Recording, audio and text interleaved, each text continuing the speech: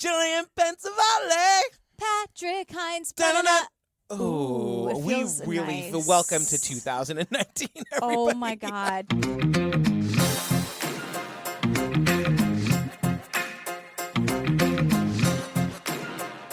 We have to explain to the people. So, you guys, we recorded our Jonestown episode before our, winter vacation. We haven't seen each other in, 2 weeks. Yes. Hi. It's horrible. Hi. Are you real? It's like George Bailey. Are you real?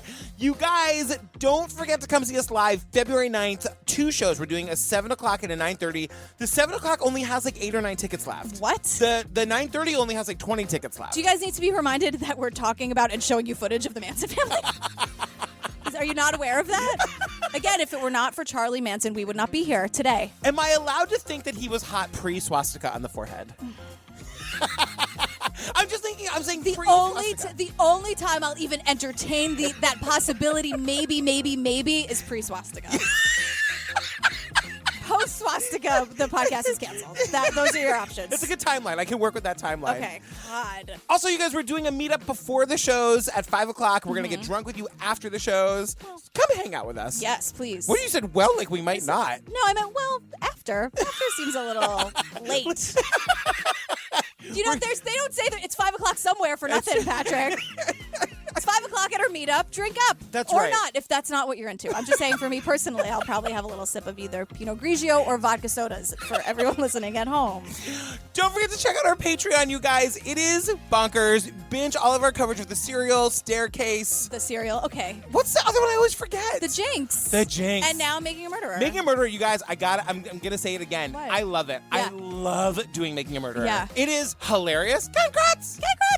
In this most recent episode, you said, "Oh, sweetheart, that's just what your actual voice sounds like." I said that? Yes.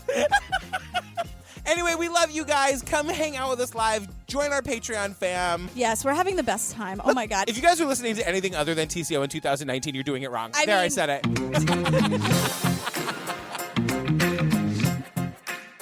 Girl, what are we talking about today? Girl. We went through... Modulate. Girl. Me, mama, moo. Girl. It's hard to do that. I'm a professional singer. I took voice lessons for a while, guys. Don't even worry about it.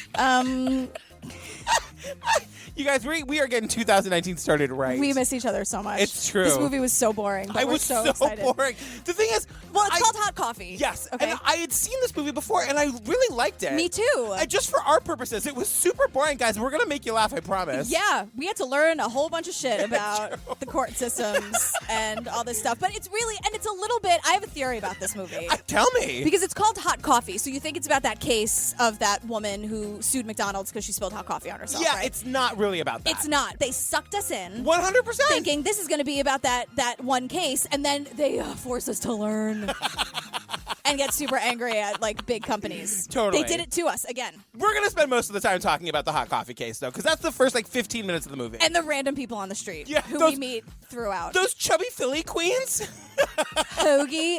You guys, it's a sandwich. Or it's a hero. Totally. Come on. Get a grip, everybody. An 81-year-old woman has been awarded $2.9 million after she sued McDonald's. It wasn't like the McDonald's employee took the coffee, threw it on her. Who brings these frivolous lawsuits? All kinds of people. People that are jackpot justice oriented. The media in corporate America did a masterful job. Mrs. Liebeck became a joke. Businesses use a number of devices to keep the public out of the courts.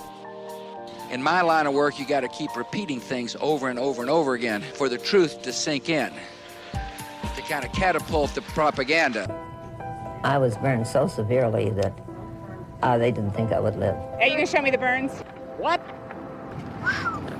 Yes, if I saw injuries like that, I would definitely take a different view of it. She was drugged. She was raped, gang raped. She had to have reconstructive surgery, sir. Ms. Jones has had her day in court. 4 years to fight to get in court is not a day in court. The Appeal was a book I published. It's completely fiction, and it's completely true. It's a story of the purchasing of a Supreme Court seat in Mississippi. It's a good payoff. You put money in a judicial race, it can have literally $1 million impact on your company. The U.S. Chamber mounted a very, very large and expensive campaign against me. When you're pregnant with twins, it's really important to determine how many placentas. When I went in, it should have been immediately followed up with an ultrasound. You just want to change what happened, knowing that it was preventable. To go to court and to sue, you have to go through a lot of trouble to do it. It affects your life. You're going to be attacked in all kinds of ways. Going to court to gain justice is heroic. So the movie starts with an episode of Seinfeld. Right, basically. of course. Fucking stupid music. God damn it. It's so Larry David. I spoke to a lawyer. We're suing for millions. Suing? What for? The coffee was too hot. The movie's making the point that, like, immediately this case became a laughingstock. And then, you guys, then it cuts to Andy Rooney, and I just have, Andy Rooney, you bitch. Listen to what she has to say. I've been thinking of quitting work here and suing big companies for a living instead. Suing has become a popular American pastime, and I'd like to get in on some of that easy money. Girl! God, my God, Andy Sweetheart. Rooney. Someone is a bitter old bitch. Yeah. She was holding the coffee between her legs while driving. Not true. You guys, it didn't happen. You guys, this is basically an urban legend. That's what it became. Now, do you remember this case when it was? Of course, when it became a thing. I remember it. Like, even when I was 7 and this happened, I was reading only the headlines. Of course. So, like, of course, I know what everybody else knew. Right, which was, did you think she was driving recklessly, like, yeehaw, Yeah. like with the top down, just like, fuck it, just this like 80-year-old, pouring it on herself, like champagne, woo! This 80-year-old lady named Stella just like taking her bra off and throwing it to the wind. Waving it. Woo, fuck you, McDonald's. Yeah, and I think that, as we'll find out, like there was a very well-orchestrated PR campaign creating the idea that this was all ridiculous. Right, the term frivolous lawsuit. Yeah. Which now, watching this documentary, it was like, wait, I've said that 100 times. Also my drag name. Amazing. I would see you every Tuesday night. At the Stonewall. At the Stonewall, where every night's a riot. I would totally go see you. Come to our Pride show, you guys. Oh my God. Frivolous Lawsuit will make her debut. But first, we're going to take it to the streets, and we're going to see what random people on the sidewalk know about the hot coffee case. Right. The woman, she purchased the coffee and she spilled it on herself. I mean, it wasn't like the McDonald's employee took the coffee, threw it on her. Now, that in itself, then she would have had a lawsuit. This is a thing that happens throughout this documentary. This documentary crew loves the idea of interviewing people on the sidewalk. So the woman's name is Stella Liebeck. Which, by the way, you can't beat that name. You can't beat that Stella name. Liebeck is like... Right. So she's the one who sued McDonald's, and she won. We meet her family throughout this documentary. The first woman Stella's we meet... no longer with us. Right, she's not. Yeah. But we have footage of her from back when this case was really big. Totally. And we meet Nancy, one of her daughters. And Nancy, I know what Nancy's trying to say. But right from the beginning, it sounds a little ridiculous. She's like, the thing about my mother is that she never dropped anything. Ever. She was 79 and never dropped a thing in her life. My mother at 79 was very active. She drove well. She very seldom dropped anything. She very seldom spilled anything. Nancy, I know, I get it. I get what you're saying, but that's crazy. No, I remember I had like the same. She won the lawsuit, Nancy. You don't have to convince us. And just say, the point Nancy's trying to make is like she worked full time up until this lawsuit happened. She was a very capable older woman. But she was 79 years old. It was until the working full time? Until the week before. Like, unbelievable. And also, what a fucked up retirement gift. I know. My mother very seldom dropped or spilled anything. I honestly, now that you're asking me, I can't remember a single time I saw her drop anything. Like, Nancy, you won. So this documentary is broken down into like 4 exhibits, right? Yes. And the whole thing is like how like the every person is screwed by big companies. Right, exactly. So exhibit 1, the public relations campaign. Right. And this is why we're focusing on Stella Liebeck versus McDonald's, because the whole thing is that like the media, and also not just the PR campaigns, the media bought it hook, line, and sinker and believed everything the press release told them and then reported it as such. And then like the late night comics were making fun of her. Even Weird Al, who I love, of like Weird he got in on it. girl. I know. Because it was displayed as fact. Someone was swinging their bra around with the convertible down and like spilling coffee on themselves for fun and then suing McDonald's for the hell of it. Exactly. So this is when we get back to the people on the street where it's like, what do you know? You've heard of this case. What do you think happened? That one woman is like, well, in my mind, I picture her as being like, as pouring the coffee all over herself. I got this picture in my mind that she actually pulled up, maybe took the coffee, and dumped it. You know you're on camera, right, girl? And then, so her daughter, Judy, is the one who says to us, like, girl, you think you know this case, but you don't. What would you say if I told you she wasn't driving? Oh, no, she was driving. What would you say if I told you that's a wrong report and she was not driving? She was in the parking lot. She was in the passenger seat. My nephew was driving. Here's something I noticed about Judy. Yeah. Judy, it was great. Yeah. Judy's been through a lot. And she gave us a lot of good information we didn't know. Zillion percent. But when she's like, I can't believe how many people know about this. Wherever I go, no matter who I talk to, they know about the case. Right. Because Judy's saying, do you remember that hot coffee case? No one knows the name Stella Liebeck. I'm sorry. And no one certainly knows the name Judy Allen or whatever her name Yeah, is. totally. So no one's like, Stella Liebeck. Oh, by George, that's the woman with the hot coffee. Judy is going around asking people if they know the case and then educating them about it, which is fine. But Judy, don't act like everyone's like, oh, do you know who that is? That's the daughter of Stella Liebeck. That's Judy Allen of Stella Liebeck. That's Stella Liebeck's daughter with the hot coffee case. No one's doing that, She Judy cannot girl. walk down the street. You guys let her live. Please, no pictures, please. So then so Stella had been in the car with her grandson. You guys, I love this so much. Her grandson gives us the grand tour of the actual McDonald's where this happened. They go back to the scene of the incident. His name is Christopher. We had just dropped off my uncle at the airport and went to the nearest McDonald's that I knew of, and this was it. So pulled up. She ordered coffee with her value meal, and I knew she liked cream and sugar in it. There was no place in my 1989 Ford Probe. Everything sloped. There were no cup holders in that car. Pulled out of here knowing that I needed to get organized if I was going to be eating and driving. And I knew she wanted to put her cream and sugar in the coffee, so pretty much pulled right here, almost exactly in the spot. You guys, I honestly got like the hairs on my arm stood up. He pulls into the actual parking space. Right. This is famous. I was know. like, I want to go to this parking space and get my picture taken. It's horrible. I know. I know, with a coffee cup with a big goofy smile. I totally would do that. If anybody lives in Albuquerque, you guys, does anybody know where this parking space is? Go take a picture. Oh my God. So then he's like, well, I pulled into this very stop and she put in the cream and sugar and I don't know, about a short period after that, she just started screaming. and here we are.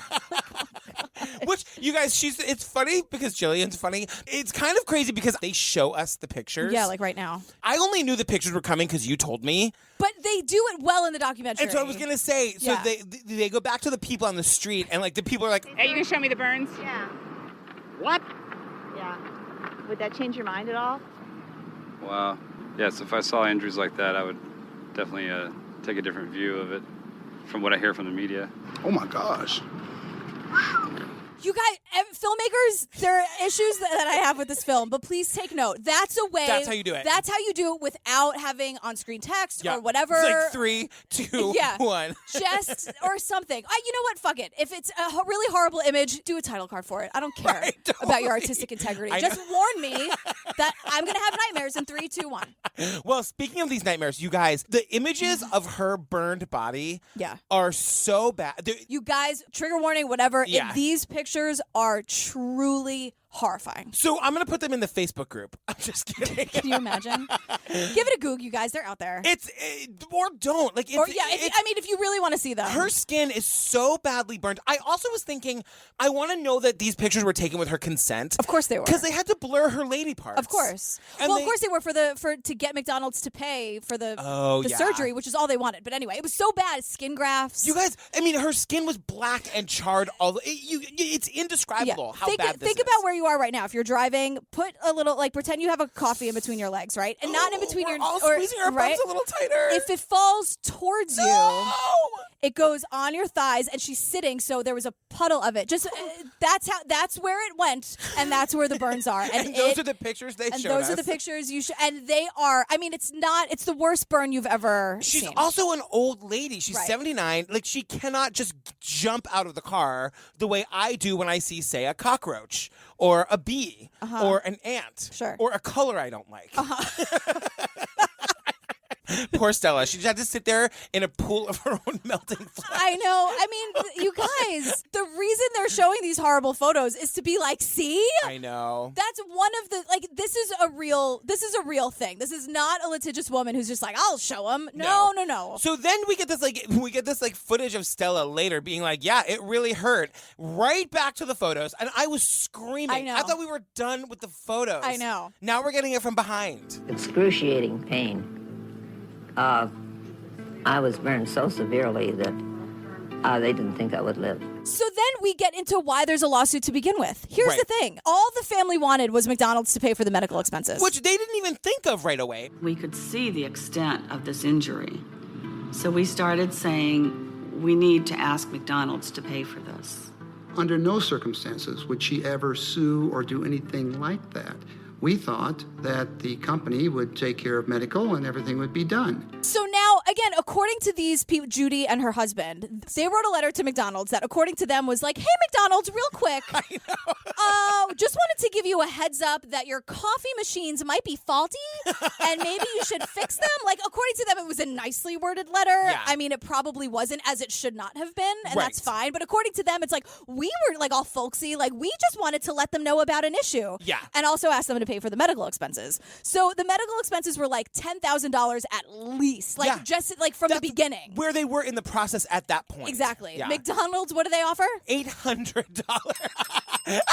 2 zeros. 800. McDonald's, where every time you pass them, they add another billion to that 800 billion sold thing. I know. McDonald's has more money. So now we learned that this film is really about the civil justice system. And I guess they couldn't get the rights to Schoolhouse Rock because we get this.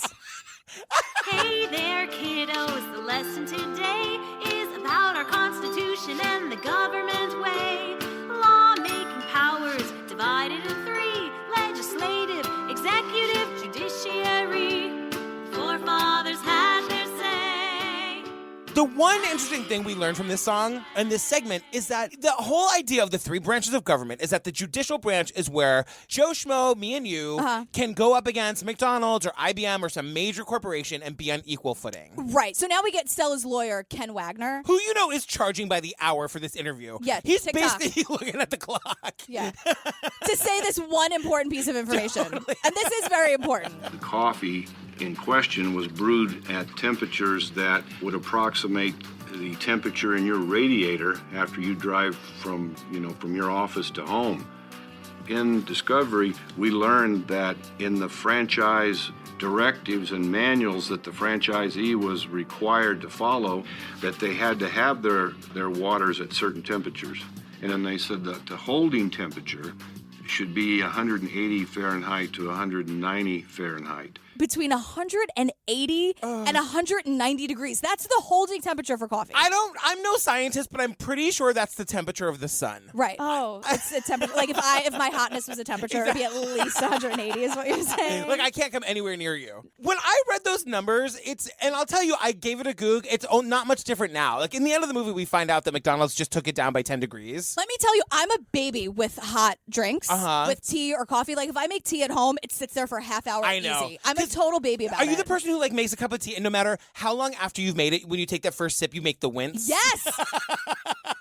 Super Hot Husband Mike will attest where I'm just like, is it hot? He's like, it's fine. I know. And I'm like, is it? It's the hot drink wince. I make it that. And I'm just like, I don't want it to touch my lips, but I don't want it to. And then Mike's like, you're an adult, aren't you? So then we get this asshole, Chris Appleton. Yeah, so now we're at trial. So we've proceeded into the trial. For some reason, this guy, Chris Appleton. He's like quality assurance. He's basically the guy who's in charge of this shit. And he's super smug. His testimony is like recorded on videotape. Like he's too fucking busy to go to court. Right. If you add up the burn history of McDonald's since January of 1983 until March of 92, it's over 700 burn cases, and that doesn't surprise you, does it? I can't say that I'm surprised or not surprised. I'm glad the number's not higher. All right. I'm really pleased that it's not more than that. And he's like, wow, guys, great numbers all around. Great. I'm super happy with this number. Super happy. I mean, I'm happy it's not higher than that, but otherwise, like, I'm doing a great job. Everything's the best. Thank you so much. 700 people? Well, listen, juror Marjorie Getman is also not impressed with him. Right. Marjorie Getman ran a comb through her hair for this interview. She sure did. She put on her turquoise suit and she sat down on her couch. Yes. And she was pissed off at his smugness, too. Yeah. I thought that was terrible that he was so indifferent about it, you know. Even if it was just one person, that's enough to pay attention to. I mean, it's so easy to burn at that temperature, and they were so indifferent about it. And then the interviewer says to this Chris Appleton quality assurance asshole, he's like, okay, so let me just get this straight. 180 to 190 degrees. If you were to actually drink that, you probably shouldn't do it at that temperature because you'd burn your throat, right? And he's like, no, you totally shouldn't drink it. If you were to take a sip of that coffee, enough to where you could feel it go down your throat, you can't do that at 180 to 190 degrees, can you? Because you'll be burned. You better not do that. You will get burned. Girl, are you hammered right now? Yeah, he's like, yup, that's totally right. You should absolutely not drink it. He's either hammered or they gave him some of that Oswald sodium pentothal. Yes, the truth serum. It's like, girl, what I don't understand. Yeah. Like, whose side are you on here? But my question is, like, what is it that McDonald's is like, this is the hill we're dying on. It has to be at minimum 180 degrees. Like, it doesn't cost you anything to change it. I just don't understand. I love the idea that, like, the owner of McDonald's gives a speech at a convention with, like, the swelling music We underneath. are not changing it. He's like, 180 degrees. Say it with me. And everyone's like, 180 degrees. 180. It's now a Nazi rally for whatever reason. So now we meet some of the jurors, like you were talking about. Yeah, we meet another juror who's not nearly as fabulous, so I didn't write her name down.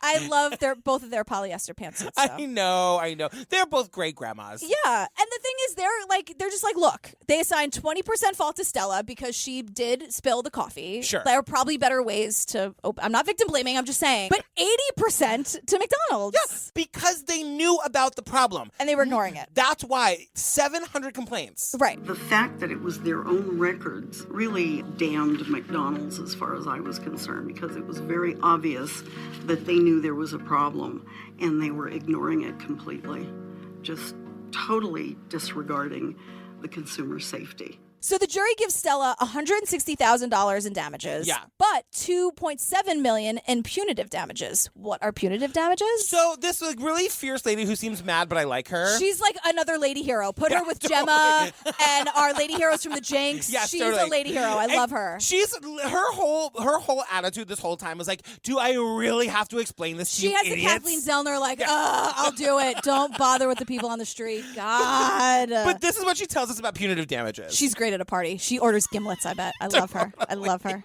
Punitive damages are very rare and they have a specific purpose, which is to essentially change the behavior of the wrongdoer. And so now the judge, garbage judge, who we never meet, decides to reduce those damages just cause. And I'm like, well, wait, the jury, doesn't the jury decide? I know, what the it's fuck? so fucking crazy. So he reduces those damages from $2.7 million down to $480,000. But you guys don't worry about it because they wrote in super boring paperwork that no one's going to read that McDonald's engaged in willful, wanton, and reckless behavior. So as long as it's in a pile of paperwork that no one will ever read, it's all good. Do you guys get my tone? Do you get what I'm trying to do there? Great.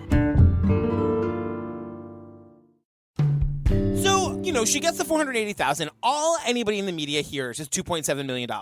And this is where the media goes crazy. Weird Al writes that really fun but kind of mean song. I know. So then we learn about tort reform, and in my notes I'm like, she sounds fun. What's she all about? But then we realize that we hate tort reform. The other thing is nobody knows what it is. Yeah, we're back to the people on the street. Derpy, derpy, derp. Totally. My favorite is this is when they go find those queens in Philadelphia. I have no idea what a tort is. A tort is a piece of...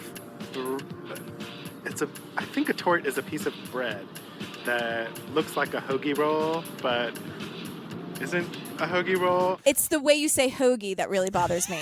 Everyone on the street thinks tort is some kind of dessert or a bread-based thing. And the thing is, they're not wrong. Because a tort is a pastry, but it's also something else. So a tort is a harm. It's when someone commits a tort, they have harmed you in some way. So the thing is, remember when I was excited about tort reform because I thought she sounded fun? Yeah. No, she's a nightmare. We don't like tort reform, you guys, because it's basically laws that restrict people's rights to go to court. It will restrict every person to take on a massive company. And you know who loves it? Massive companies. Right, So- and politicians. and Some politicians. Because then the massive companies will fund their campaigns and their election, and on we go, and everything is terrible past the vodka, please. Here we are in 2019. If you want to know how we got here, watch the boring parts of this documentary. Yeah. You guys, Ronald Reagan makes an appearance in this one. So all of the conservative politicians are for tort reform, right? And they're all talking about like all of these frivolous lawsuits. And he's like, you got to hear this one. Right, like it's a joke. Right. In California, a man was using a public telephone booth to place a call. An alleged drunk driver careened down the street, lost control of her car, and crashed into the phone booth. Now, it's no surprise that the injured man sued, but you might be startled to hear whom he sued. The telephone company and associated firms. But he sues the phone company. Can you believe it? Actually, I can. Here's why. I was like, one of our lady heroes is going to tell us what really fucking happened here. And she We does. get a Hamilton rewind, wind. There's a telephone booth in the corner of a very busy intersection in Los Angeles, and this guy was standing inside, and he saw this car coming right at him, and he tried to get out of the phone booth, and the door stuck. And the reason that this was the fault of the telephone company is that there have been lots of other cases where this telephone booth had been hit by cars because it was in a very dangerous position, and it hadn't been properly repaired, so the guy couldn't get out. And so he was hit inside the phone booth. He lost his leg. He was extremely ill. Let me ask you something. I can't. How many times does one phone booth have to get hit at an intersection before someone at the phone company is like, ladies, can we maybe move this? I feel like it's not a good place to have a phone booth. Am I right? I want to be a fly on the wall in the meeting where they're like, so that phone booth on the corner of like, you know. Keep it. It's fine. We got other things to worry about.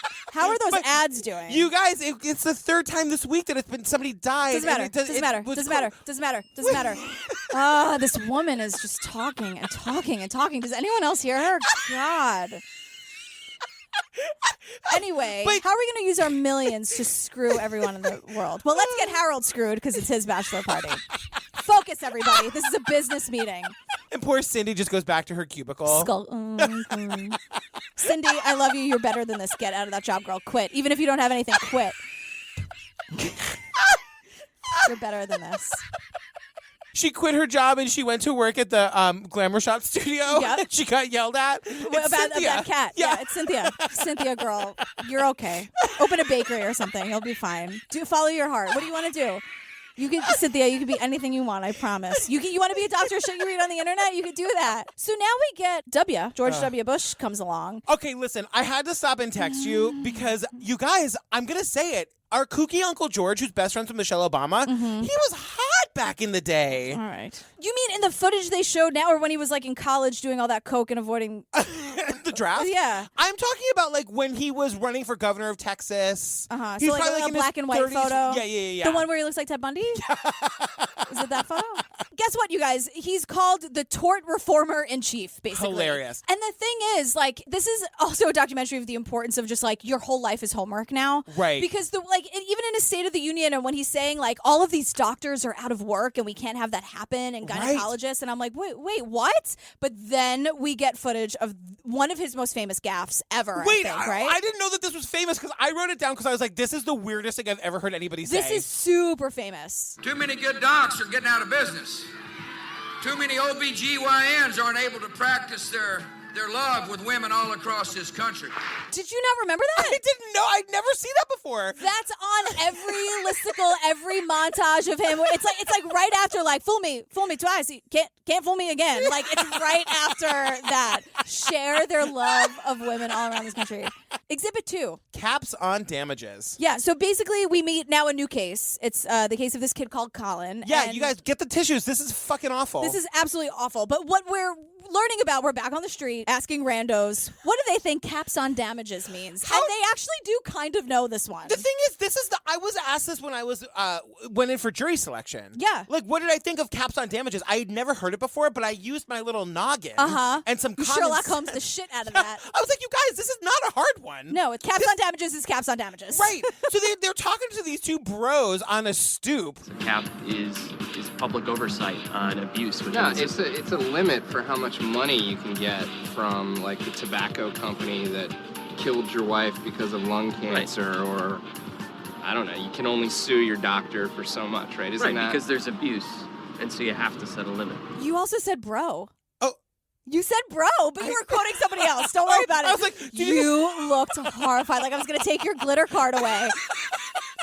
Your glitter card is intact, sweetheart. And they look like Wall Street bros or lawyer bros. They're like associates or juniors somewhere. Totally. They're wearing like those like briefcase, those like side briefcases. They only kissed that one time when they were super hammered. They were mostly joking. They were totally joking if anyone asked, but between them, they lingered meant a little it. longer than a typical joke would have. And suddenly their hands are getting a little closer. And then their out of girlfriends camera. walked in. Yeah. Yes. It was awesome. So here's this heartbreaking story about Colin. You guys, okay, I am really getting to that place where I cannot handle anything with kids. I hear you. We're going to breeze right through this. Yeah, this is really tough. Not in a disrespectful way, but in a way where it's like we're just going to save the sanity of all our listeners and just kind of tell them the facts here. So we learned that Lisa was pregnant with twins. Yeah. And she noticed that something was kind of wrong around 36 weeks. And she went to the doctor. She was feeling movement. She would feel movement, and then she felt like the change in the movement. Yeah, she said like the twins before bed, they would move a lot, and they weren't. Right. And she had an appointment the very next day. Right. So she goes to the doctor, Dr. Nola. I went in, and I told her, and she's like, well, let's listen to the heartbeats. And she listened to the heartbeats. And she said, the heartbeats are normal. It sounds... everything looks good. And so I was reassured. Here's the thing that I learned. I learned a lot in this documentary. She mistakenly says that Lisa had 2 placentas when she only had 1. It's really important to determine how many placentas when you're pregnant with twins, that if there's only 1 placenta, then it's a high-risk pregnancy. So when I went in with my concern on Monday, it should have been immediately followed up with an ultrasound and, stress tests. And had they done that, they would have seen what was happening was the twin-to-twin transfusion syndrome, where one baby starts getting everything and the other baby's getting nothing. So now Lisa needs an emergency C-section, and one of their sons is perfectly healthy, and the other, Colin, has severe brain damage. So turns out, not unlike McDonald's, this Dr. Nola had been sued for malpractice before. You guys. The Charlies didn't know that before they went in to see Dr. Nola, she'd been in court before, sued 2 other times, both for malpractice. You guys, I wrote that out for Jillian, and I even did the ... Like I needed it. Please, I can do this shit in my sleep. I needed a laugh. I was like, I know I'm going to need a laugh at this point. You guys. How is she still practicing? I'm sorry. After being sued? I know. Let me tell you what she was sued for. Do you want to know what they were both pelvic surgeries. Oh, God. One of them caused a woman to go into menopause 10 years early. The other one, she burned the lady's bowel. Okay, you know what? She burned her bowel. Yeah. After those things, she's still. I know. Still. I know. This whole section is to talk about the cap on damages. Right. And the thing is, Colin needs care for the rest of his life. So Yes. when his parents aren't around, who's going to care for him? And what is the only thing the parents keep saying over and over and over again? Like, when we're not here, when we're gone, who's going to... And basically what happens is, like, they sued the hospital. They were told that they were going to need $6 million for his care for life. Right. And they were awarded $5.6 million. By the jury. Yep. And the dad is like, you know what? We can make that work. Like, we can figure out a way. Like, I'm sure one of them works at least, and they can figure it out. Right. Over the course That's of his going life. to be their life now, saving up to add Yes. to this $5.6 so that when they're not... Oh, God, I'm going to sob. I So know. when they're not around, he has care. Of course. A good care, not just Right. handing them off to the state for whatever. They find out, and the jury didn't know that Right. there was a cap in their state. That's the other infuriating thing. Juries were not told that there was a cap. But, you know, I was thinking about this today. What could they even have done if they did know? Just do the ultimate, the most they could possibly possibly give, because once you are awarded something over the cap, it goes to the judge. Right. And then the judge decides, well, it's over the cap, so I'll decide what it is. If the cap is $2 million and the jury did $3 million, the judge could say 1.2. Right. And so the judge reduces it to $1.25 million, which is not going to cut it. And the dad makes the point that, like, I feel like maybe gets lost a little bit. And then the cab comes in and says, no. That's not right. You get this amount of money and then, pay your lawyers out of that and pay some medical bills. And so Colin ends up with a few $100,000. And so what happens is then he goes on the Medicaid and the taxpayers have to pick up the bill for his care. The son is still going to get the care. It's just now the hospital's not going to pay for it. The taxpayers are going to pay for it. Exactly. Now he's on Medicare or Medicaid or whatever he said. So, and this is a thing that comes up in our politics all the time, Right. where people are voting against their best interest. Right. All of the people who vote, either the people in or for the constitutional amendments that make these caps possible, are the taxpayers who are going to be paying when things like this happen. Yeah. Where do you think the money comes from? Right. This is care that this kid is going to need and is going to get. Right. Whether the hospital pays for it or the people of Nebraska pay for it. I am fired up about this. I know, shit. and you should be, and everyone should be. So here's the thing. They're taking all of that power away from the jury. Right. Which goes against the Bill of Rights, you guys. Right. Cue the other Hamilton reference I was saying before. Yep. Look back at the Bill of Rights, which I wrote, says James Madison. Because the whole point was that you can't just think a jury is actually deciding this and then swoop in at the last minute and be like, sorry, jury, actually, I'm doing this as a judge. Right. Because judges are bought and sold by politicians all the time. And so this congressman is as fired up as I am about it, and he has this to say. Juries, not legislators, get to determine questions of fact in the courtroom.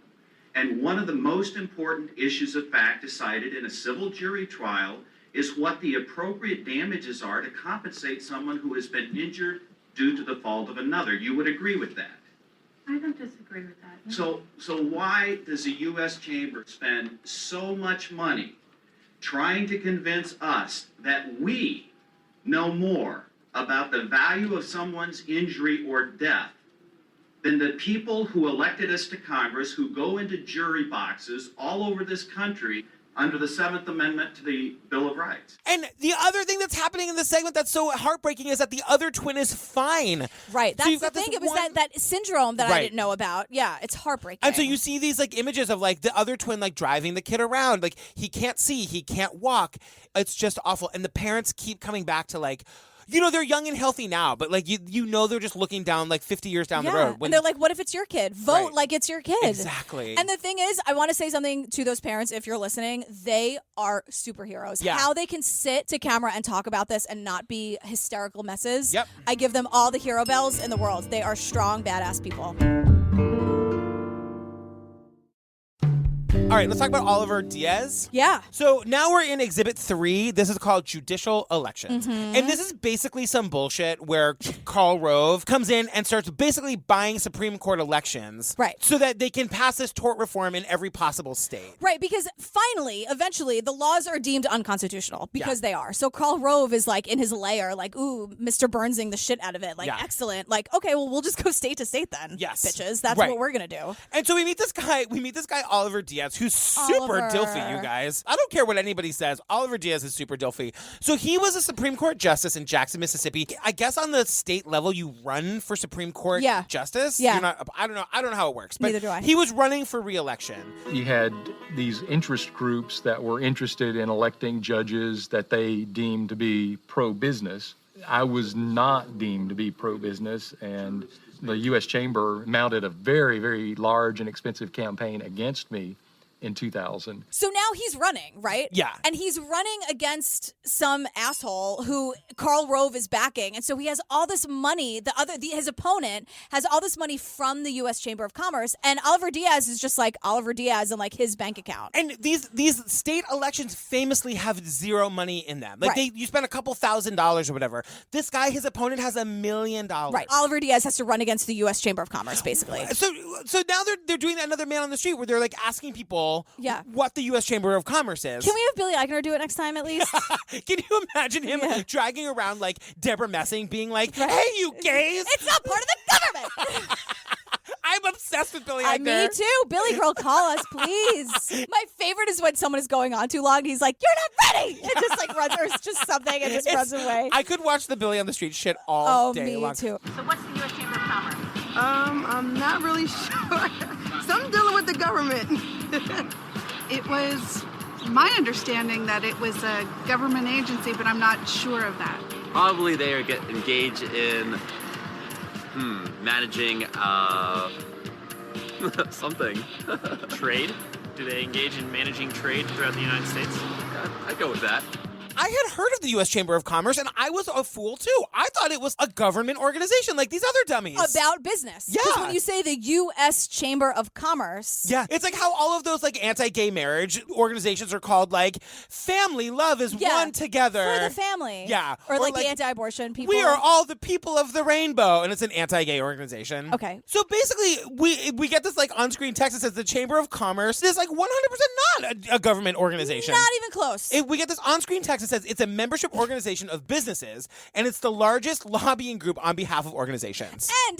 And they don't disclose their funders. Right. We have no idea who's, but it's like Pfizer. It's every big corporation you could possibly think of. So this is who Oliver Diaz is like running against. Right. And the thing is, with his like $600. Right. And his like Dilfy haircut. Right. Looking good in a t-shirt and jeans. Okay. And his like boots. Absolutely. I'll let you have this because he's not Charles Manson, so you can have this one. Go ahead. Keep going. So Oliver Diaz and his wife are telling us this like uphill battle story. Right, they had to take out loans. They couldn't even afford their own campaign. Put a pin in that, but they end up winning the election. I was like, I didn't see that coming. And I'm like, oh my God, they won. And then we cut to the wife, and the wife's like, winning that election was the worst day of our lives. And I'm like, ooh, wow, I was so deflated. The long and the short of it is, this Oliver Diaz guy had to take out a loan, so that now the anti-Diaz people are saying that was a bribe. Right. He basically gets taken off the bench for 3 years while he's like litigating this battle.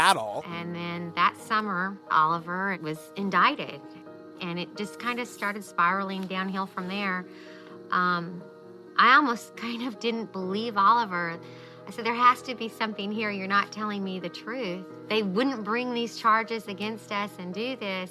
All of these counts, you're facing 100 and some years in the federal penitentiary. We have millions of dollars in millions fines. of dollars in fines. We have 2 small children. He, of course, is completely, it's all like not guilty, not guilty, not guilty. Right. And, you know, the whole 3 years he wasn't on the bench, he says this great thing where he's like... So what they weren't able to do through an election, they were able to do with a federal prosecution, federal investigation, to keep me off of the bench, to ruin my reputation, to make it that I probably wouldn't be able to be elected again to the Mississippi Supreme Court. And he's like, I'm going to run again. Let's do this again. One more time around the block. Let's go. But does he have the money? Of course he does. And he loses. Right. All right, you guys, we're at Exhibit 4. It's called Mandatory Arbitration. Right. We're beep, beep, beep, beep, beep, beep, beep. Quick note. There's 2 things about this segment that are problematic. Mm-hmm. It heavily features Al Franken, who like had to resign the Senate last year after a sexual harassment scandal. Uh-huh. And the woman at the center of it, her name is Jamie Lee Jones.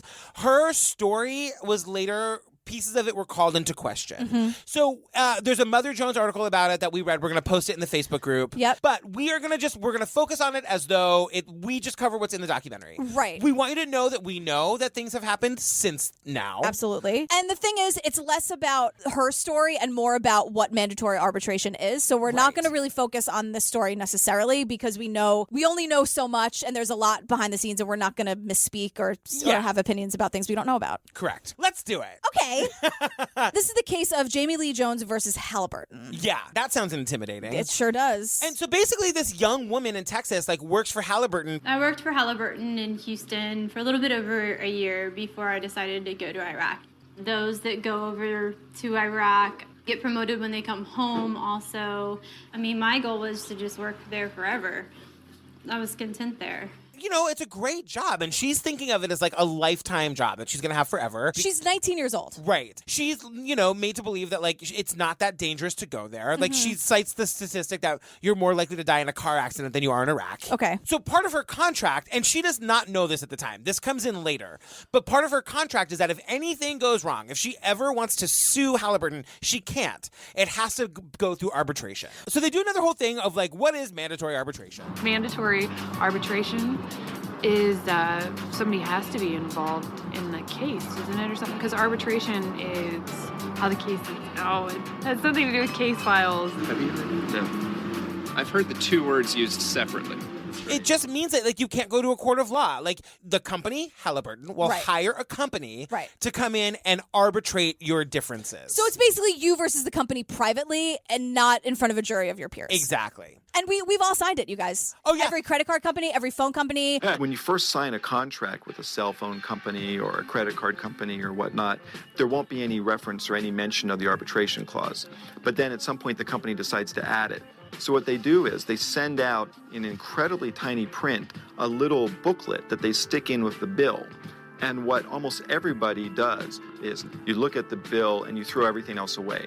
But that's where they send in the arbitration clause. And then what they say is if you ever use your phone again or you ever use your credit card again, that you've supposedly agreed to mandatory arbitration. Do you know, I think about that every time I get a new credit card. You guys, we're all it's all fucked, you bad. guys. It's all bad. Leslie Knope, always. It's all bad. We all agreed to everything. It's true. Fingers crossed nothing bad happens, you guys. Right. God. So Jamie Lee Jones is in Iraq for 3 days, you guys. Yes. Her living situation is a mess. She was told she was going to live with one female. She ends up living in the barracks with like all men. All these dudes. She says that she's like, hey, I'm super uncomfortable. She like calls the boss. She calls someone. Several times. I don't really want to be here with all the dudes. Can you get me out of it? And apparently the guy's like, you'll deal with it. Right. Her story at the time of the documentary is that she was roofied and very brutally gang raped. Yeah. And then like woke up the next morning, was really disoriented, went and complained about it, and then was taken to like a shipping container. Right. Where she was guarded by like armed guards for 2 days. Yeah, and then she finally, like, one of them, like, felt bad enough for her that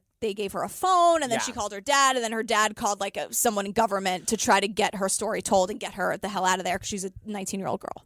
And the only reason we're telling this story in sort of a quick manner is because, as I mentioned, some of this has been called into question in recent years. Yes. So we're just saying what she said at the time. Right. The point is, when she came back, when she finally got back to the United States and wanted to sue Halliburton over this horrific situation she had been through, she couldn't. Right. And then Al Franken sort of becomes her champion. And Al Franken does great work on this case. His whole like situation here is that he wants to stop allowing the government to fund contracts to defense contractors that force arbitration for rape, sexual assault, false imprisonment. It's all Discrimination. good. Discrimination. All the work that he's trying to do is good. So Jamie ultimately like goes to meet Al Franken in his office. And it's this pretty cool thing where like she's sort of like a small person and you see her in this like the halls of power, and Al Franken walks in and he's very welcoming to her. Hi. Thank you so much for all that you've done. For your courage. That's just amazing. Hi. Hi, Yes, very honey. nice to meet you. Nice to meet you. You have an incredibly courageous daughter and also with a tremendous amount of persistence. Yeah. So, way to go. Thank you.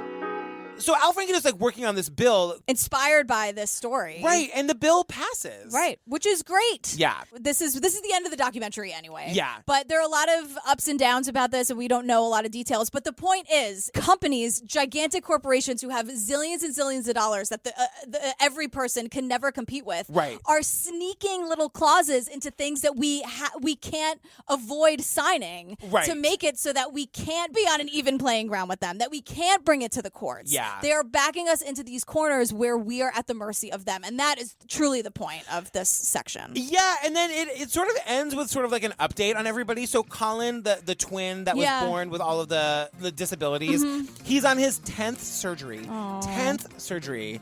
Oliver Diaz, the lawyer, he's in private practice and he serves on the board of the Mississippi Innocence Project. Yes, girl.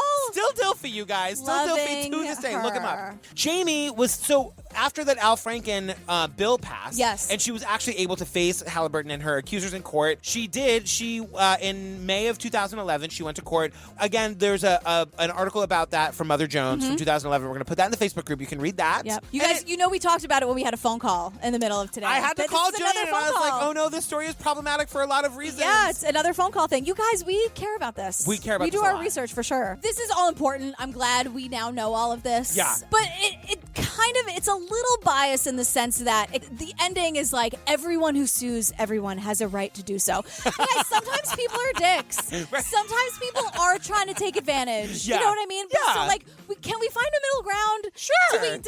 Do the big businesses have to control everybody and that every person have to be like a little teeny tiny ant? Like, can't we meet in the middle somewhere where, like, we can have an even playing ground in some way, please? And the best metaphor for that is now McDonald's puts the cream in the coffee for you. It sure is.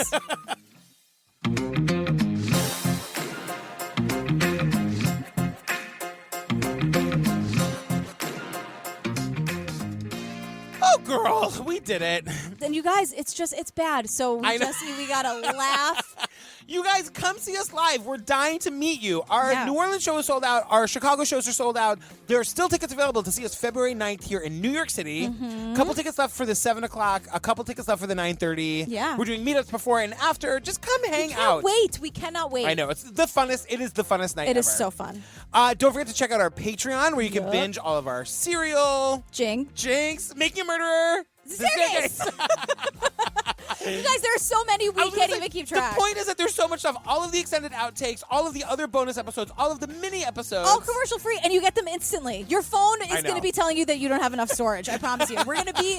We give you so much content that it's annoying. It's true. You're going to have to like delete those old photos, put them on the cloud or whatever. Yeah, get rid of them.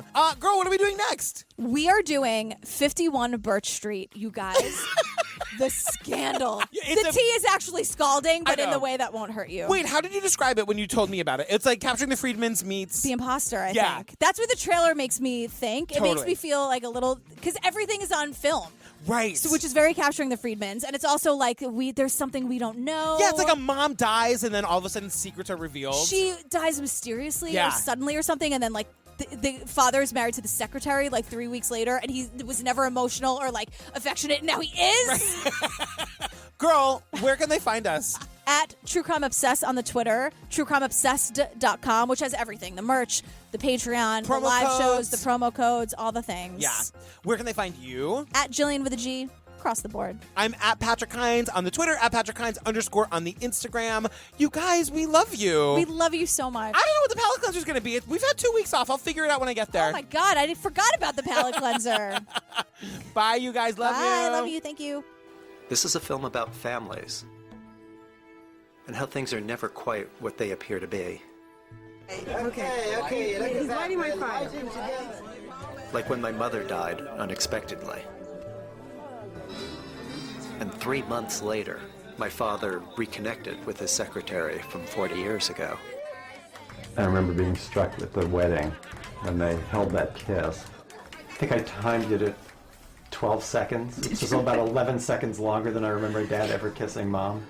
This is our undemonstrative father who all of a sudden is saying, I love you all the time. What? No one knows what goes on behind the closed doors. You know, were there other women that you fell for, that you had strong feelings for? Wow. I have those pictures of me with that hat on, and the picture of an absolutely frozen-faced suburbanite. It's horrible. I mean, truly horrible. Every family has its secrets, including mine.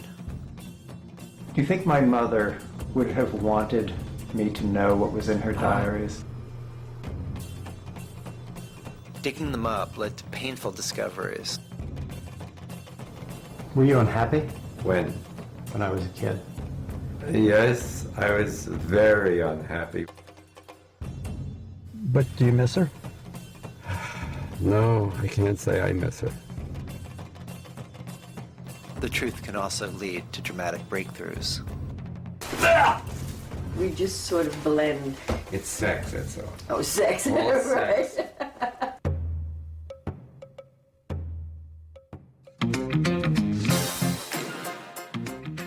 He was the deputy chief of staff. He was the Josh Lyman. Josh Lyman. Josh Lyman. I have to take that to clean.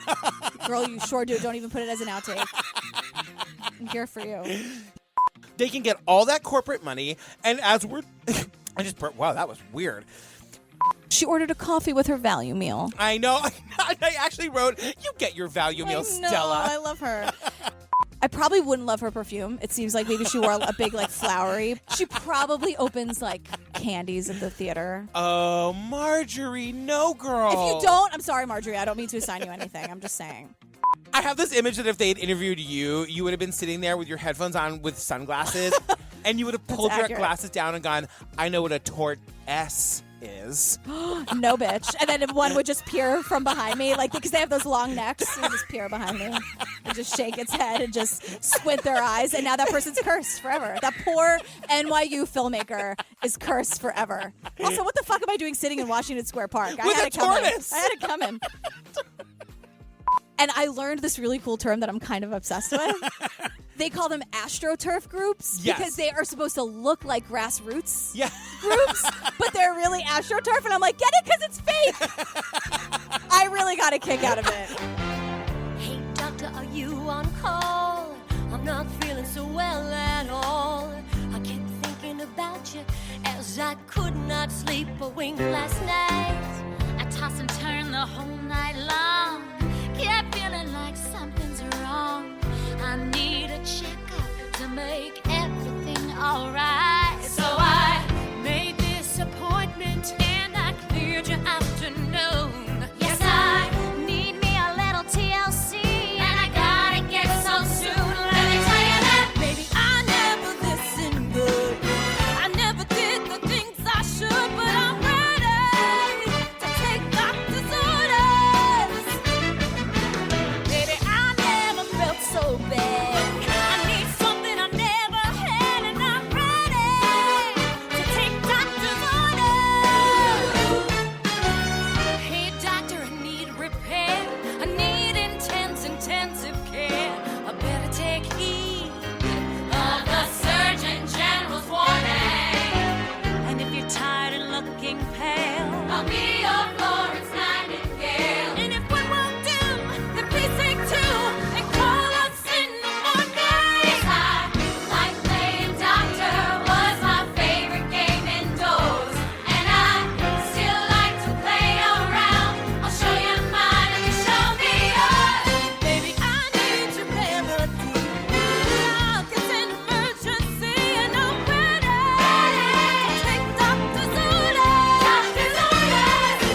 Baby, I need the antidote. Hiding under that white lab coat. Yes, I'm ready to take doctor's orders. You know what they say about an apple a day. To me, the strongest girl in town. But if an apple a day keeps the doctor away, I'm gonna burn that orchard down. Then it don't stop till I'm healed. I've got blue cross and I've got blue shield, and I'm ready to take doctor's orders. Baby, take out your stethoscope. You might be my only hope, and I'm ready to take doctor's orders. Baby, you better operate to my amateur record.